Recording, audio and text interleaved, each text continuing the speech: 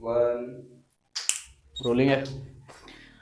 Start करें। Day 68, we have reached day 68। We will be celebrating on day 100 I guess. कई बार जाऊंगा फिर से, जैसे डे 50 पे गया था। किसी के साथ जाऊं या अकेला जाऊं, देर इज नो मतलब nothing matters, because 100 days is a very special thing. We are reaching there, we are not there yet. Day 68 is a very big accomplishment. मज़ा भी आता है ये सब करने में, अच्छा भी लगता है। लोग भी देख रहे हैं, अब थोड़े थोड़े 20-25 व्यू आने लगे हैं हमारे, तो हमको बहुत अच्छा लगता है कि यार एक एक व्यू काउंट बढ़ता है तो बहुत अच्छा लगता है। तो इफ़ यू मतलब तुम अगर सब्सक्राइब कर लोगे, अगर, मैं नहीं कह रहा कि बहुत करना, आपको बात अच्छी लगे तो करना, otherwise there is no need. I am not भूखा फॉर सब्सक्राइबर्स। सब्सक्राइब करोगे तो अच्छी बात है, नहीं करोगे तो व्यू दे दो।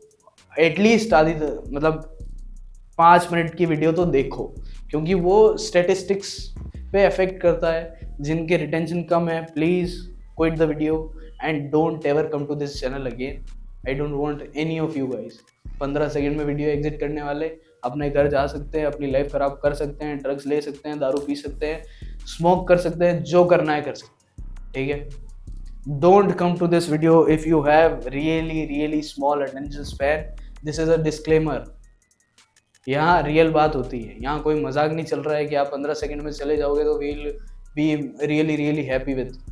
आई don't want numbers, I want effective numbers. तो अभी उस टॉपिक पे आते हैं जो अब हम आज बात करेंगे, which is how to make really strong bonds with your people. आप गेस कर रहे होंगे कि यार मैं मेरे बहुत बड़े स्मॉल मतलब फ्रेंड सर्कल में हूँ, मेरे पे 10 लोग कनेक्टेड है, 20 लोग कनेक्टेड है, but nobody spends time with me. I'm really alone or lonely or doing things all by myself. Nobody comes to me close and nobody tells me what to do, how to do it, और मैं बहुत confused रहता हूँ। लोग मेरा साथ नहीं देते, बेसिक। तो जब लोग आपका साथ नहीं देते तो how to make bond stronger, आप अपना बॉन्ड लोगों के साथ स्ट्रॉन्ग कैसे कर सकते हो, ये बात डिस्कस होगी आज। फिर बोल रहा हूँ कि यहाँ तक आ गए हो, अगर अटेंशन स्पैन अच्छा नहीं है, quit the video, don't come to this channel again. मैं फिर बोल रहा हूँ ये बात। बॉन्ड स्ट्रॉन्ग करने के लिए you need to talk first. The first and foremost most important thing is to talk with them one on one, not in groups. Just let them know that you are going at a coffee place or somewhere else. You need to take them with you. Talk to them, spend some time, be vulnerable from your side so that they can have space to be vulnerable with you. अपनी vulnerable, अपनी emotional side लोगों को दिखाएं ताकि वो आपका misuse ना करें, और be strong with them if they are vulnerable at anything. Notice their patterns, be with them for long term, 1-2 साल 3 साल के लिए बी विद देम, और बी विद देम क्लोजली। मेरा एक दोस्त है जिससे मैं बहुत क्लोज हूँ, वी स्पेंड ऑलमोस्ट, अभी यहाँ काम करते हैं हम साथ में, तो we spend almost 2 hours a day together. तो वहाँ पे बहुत सारे आर्ग्यूमेंट्स, बहुत सारे चीज़ें, इमोशंस डिस्कस होते हैं, क्या किया, क्या प्लान, ये सब डिस्कस होता है। एक मेरा दोस्त है, उसके साथ मैं कभी नहीं रहता, कभी नहीं। Maintaining good friendship, he is my almost like, वो जिम वगैरह जाता है तो मैं उसके साथ जिम जाता हूँ बहुत बार, और बहुत बार मैं जिम नहीं भी जाता उसके साथ, मैं प्रेफर करता हूँ अकेला जिम। तो when we meet, we do some casual stuff, बहुत ज़्यादा फॉर्मल होते हैं एक साथ, एक दूसरे के साथ बहुत इमोशंस अपने शेयर नहीं करते। Even if I am vulnerable to him, he will not be vulnerable because I have not spend time with him. तो जब आप उसके साथ समय नहीं बिताओगे तो वो वल्नरेबल हो नहीं पाएगा। He will keep his guard up.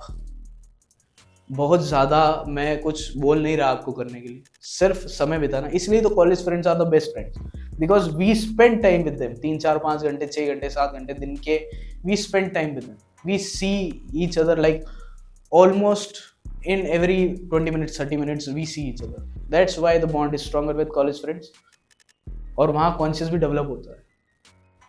Plus अगर कोई वल्नरेबल है आपके साथ, आपकी जिम्मेदारी बनती है उनका ध्यान रखना उस वल्नरेबिलिटी में, और उनको बहुत ज़्यादा सर पे नहीं चढ़ाना, उनको कहना कि यार नहीं, you are vulnerable with me, I will take care of this, I will not take all the pain from you, but I will take care of you like you are my responsibility at that time. वो vulnerable side में आपको strong होना है, उसका साथ देना है, तब जाके the bond will be strong. Another thing, argue with them if you disagree on any point.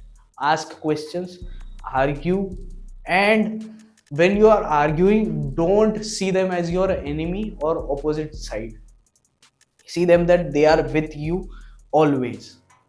कभी भी आर्ग्यू करते हो तो बहुत ज़्यादा आर्ग्यूमेंट के अंदर घुस के अपनी ईगो पे नहीं लेना चीज़ों को. And if you are completely disagreeing with someone at some point, just say that we can agree to disagree and move on from that topic. Don't spread that up like बहचो नहीं मेरा तो जीवन ही यही आर्ग्यूमेंट में है. अपना एक दूसरे का दिमाग ओपन करो, सच बोलो एक दूसरे से. That will make the points with the bond stronger.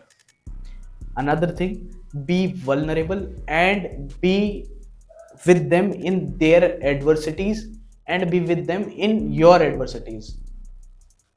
जब आप मुसीबत में किसी ऐसे पॉइंट पे हो जहां आपको ऐसा लगता है कि यार नहीं, this is a very problematic moment, I will not let that person be by himself or herself in that moment.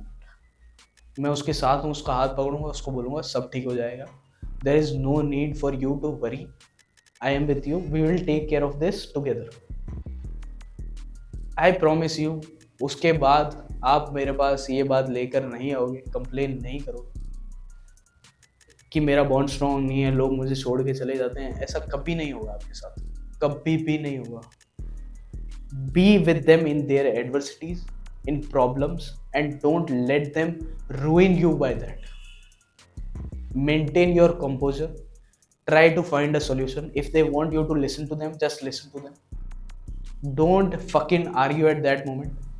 बहुत बार ऐसा होता है कि किसी का मूड खराब है और you just start arguing with them just to open up their mind and they get more irritated with you. उसके बाद वो कुछ बोलेंगे भी नहीं.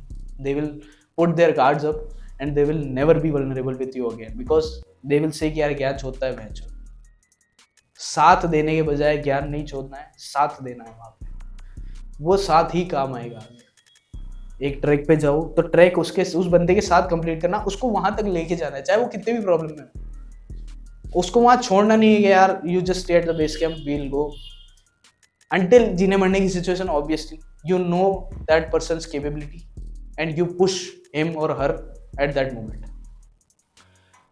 किसी के साथ लॉयल होना बहुत एक इम्पोर्टेंट चीज़ है. अपनी मतलब आज किसी लड़की के साथ रिलेशनशिप में आ गए, कल दोस्तों को छोड़ दिया, यू कांट डू दैट.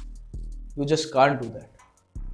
आपको अपनी रिलेशनशिप और दोस्ती मेंटेन करनी पड़ेगी. If some girl asks you कि यार मैं ऊपर हूँ या दोस्त ऊपर है, से इट इन देयर फेस कि नहीं तू अभी आई है, वो मेरे साथ पहले से है, they are loyal with me and I don't know much about you. It's been just a month, just 6 months, just a year, and they are with me for like 10 years, 12 years. Obviously they will be above you. Ego hurt ho, feelings hurt ho, nobody cares, but at least you are truthful to them. अभी एक लड़की है, she got a boyfriend and I was interested in her and she knew that कि यार some person is interested in me, I should not talk about it. She was like, hi, I got a boyfriend, we will not talk again. And I was like, obviously I'm not happy with you. Like people say to sugarcoat things कि यार नहीं मैं मतलब I am happy for you and this and that. I was like no, I am not happy with this.